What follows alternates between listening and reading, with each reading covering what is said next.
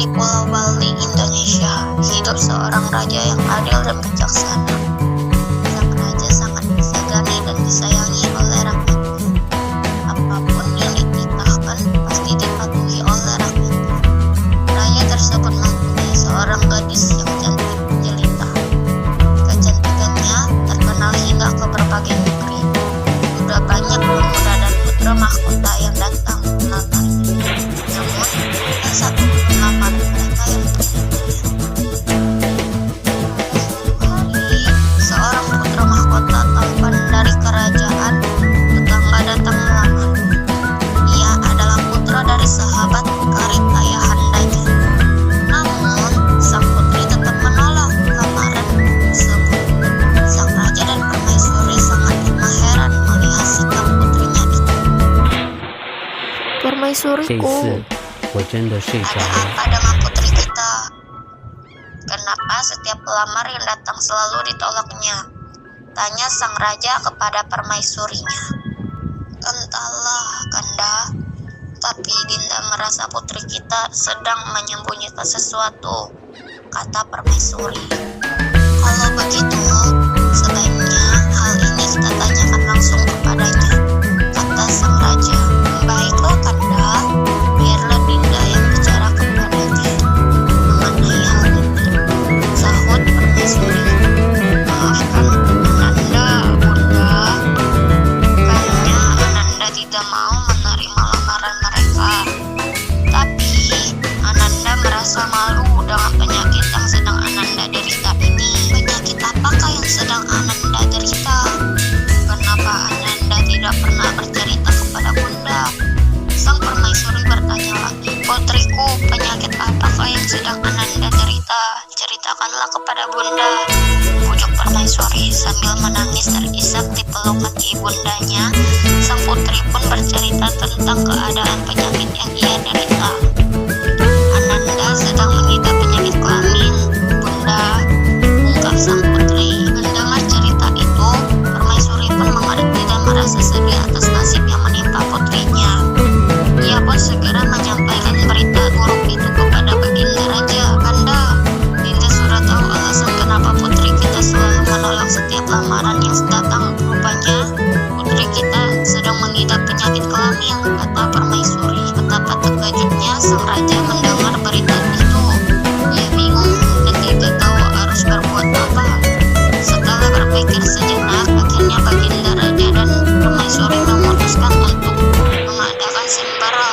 这一 Barang 次 siapa 我 yang 真 mampu 的睡着 menyembuhkan 了。 penyakit sang putri akan dinikahkan dengan sang putri. Sang raja pun segera memerintahkan kepada hulu balang istana agar menyebarkan pengumuman ke berbagai negeri. Pada hari yang telah ditentukan berkumpullah para ahli pengobatan dari berbagai penjuru untuk mengikuti sembara tersebut. Satu persatu para ahli tersebut dipanggil untuk mengobati penyakit sang putri. Meskipun para ahli tersebut telah mengeluarkan kemampuan dan kesaktian masing-masing, namun tak seorang pun yang berhasil menyembuhkan penyakit sang putri. Putuslah harapan sang raja dan permaisuri. Oleh karena khawatir penyakit sang putri akan menular kepada orang-orang di sekitarnya, akhirnya sang raja pun memutuskan untuk mengasingkan putrinya ke tengah hutan di semenanjung sebelah utara Pulau Bali. Keesokan harinya, setelah segala sesuatu disiapkan, sang putri diantar ke tempat pengasingan. Ia diantar oleh sang raja dan permaisuri beserta para pembantu istana. Sesampainya di istana, sang putri dibuatkanlah sebuah pondok untuk tempat tinggal. Setelah itu sang putri pun tinggal bersama anjing peliharaannya yang bernama Tumang. Sebelum kembali ke istana, permaisuri berusaha membujuk dan menenangkan hati putrinya. Maafkan kami, putriku. Ayahanda dan Bunda terpaksa meninggalkan Nanda sendirian di sini hingga penyakit Ananda sembuh. Ananda tidak usah khawatir. Sesekali waktu Bunda akan mengutus beberapa orang pengawal istana untuk mengantarkan makanan dan segala keperluan Ananda selama tinggal di sini, ujar Permaisuri kepada putrinya. Baiklah Bunda, demi keselamatan orang lain Nanda rela tinggal di sini, lagi pula Ananda sudah ditemani oleh si Tumang, kata sang putri. Setelah memohon kepada Tuhan Yang Maha Kuasa untuk perlindungan sang putri, dengan perasaan sedih sang raja dan permaisuri berserta rombongannya pergi meninggalkan tempat tersebut. Selama berada di dalam hutan itu, sang putri selalu ditemani oleh anjing kesayangannya kemanapun ia pergi. Pada suatu hari, ketika sang putri sedang buang air kecil, si Tumang menjilat air kencing sang putri.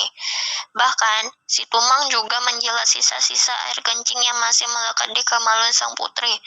Melihat hal itu, sang putri tetap membiarkan kejadian seperti itu berlangsung hampir setiap kali sang putri buang air kecil. Setelah beberapa bulan berada di tempat itu, sang putri mulai merasa kesepian sebagai seorang gadis yang sedang mengalami kasmaran yang menggelora. Tentu ia mendambakan kehangatan kasih mesra seorang kekasih. Ketika asmaranya semakin menggelora dan tak mampu lagi menahannya, akhirnya sang putri melampiaskan nafsunya kepada anjing kesayangannya. Kebiasaan sang putri membiarkan anjingnya menjilat kemaluannya setiap selesai buang air kecil berubah menjadi hubungan kelamin. Hingga akhirnya sang putri mengandung, namun saat itu pula terjadi suatu keanehan. Penyakit yang diderita sang putri berangsur sembuh. Pada suatu hari, utusan dari istana datang mengantarkan makanan dan keperluan untuk sang putri. Betapa terkejutnya para utusan tersebut ketika melihat perut sang putri yang sudah membesar. Ampun, Tuan Putri, apa yang sedang menimpa Tuan Putri? Kenapa perut Tuan Putri menjadi besar begitu? Tanya seorang utusan. Mulanya sang putri enggan untuk menceritakan semua kejadian yang dialaminya. Setelah didesak, akhirnya ia pun berterus terang dan menceritakan apa yang telah dilakukannya dengan si Tumang. Ia juga bercerita bahwa sejak berhubungan dengan si Tumang, penyakit kelaminnya berangsur sembuh. Mendengar pernyataan sang putri, para utusan itu pun segera kembali ke istana untuk menyampaikan berita tersebut kepada sang raja. Mulanya, sang raja sangat senang ketika mendengar penyakit putrinya telah sembuh. Namun, alangkah terkejutnya sang raja ketika mendengar putrinya telah berhubungan badan dengan si Tumang. Mendengar kabar buruk itu, sang raja bagaikan disambar petir. Ia benar-benar tidak pernah menyangka sebelumnya jika putrinya akan melakukan perbuatan yang sangat memalukan itu. Ia pun menjadi murka dan tidak menerima perbuatan putri yang telah mencemarkan nama baik keluarga istana. Pada suatu malam, sang raja mensucikan diri dan memohon kepada Tuhan Yang Maha Kuasa agar menghukum putrinya. Ya Tuhan, berilah hukuman kepada putriku yang telah melanggar perintah-Mu. Hancurkanlah tempat di mana putriku telah melakukan perbuatan tercela. Doa sang raja pun dikabulkan beberapa hari kemudian. Hujan deras disertai angin sangat kencang datang menerjang. Tidak berapa lama kemudian, bumi pun bergetar, sehingga semenanjung Pulau Bali, tempat sang putri diasingkan, itu terputus dan hanyut menuju ke arah utara. Nan jauh di sana, di tengah laut tepat sebelah timur Pulau Sumatera, dua orang nelayan yang bernama Datuk Malim Angin dan Datuk Langgar Tuban sedang memancing ikan dengan menggunakan perahu sampan. Di tengah sedang asik memancing, tiba-tiba mereka dikejutkan sebuah pemandangan yang aneh. Datuk Malim Angin melihat sebuah pulau sedang hanyut dan melintas tidak jauh dari tempat mereka memancing. Tanpa berpikir panjang, ia pun segera mengayuh sampan dan mengejar pulau itu. Ketika ia berhasil mencapai salah satu bagian pulau tersebut, Datuk Malim Angin pun segera mengambil sebuah tali sauh dan mengikatnya pada sebatang pohon yang ada di kaki gunung. Kemudian melemparkan jangkarnya yang telah diikatkan pada ujung tali itu ke dasar laut. Beberapa saat kemudian pulau itu pun berhenti dan tidak hanyut lagi. Menurut kepercayaan masyarakat setempat, gunung tempat Datuk Malim Angin menambatkan tali sauhnya disebut dengan Gunung Baginda, yang kini terletak di Kampung Padang Kandis, Membalong, Belitung. Sementara pulau yang hanyut itu, masyarakat setempat menyebut Pulau Belitung, yang berasal dari kata Bali, terpotong. Lama-kelamaan penyebutan berubah menjadi Belitung. Sekian dari saya ucapkan terima kasih atas perhatiannya.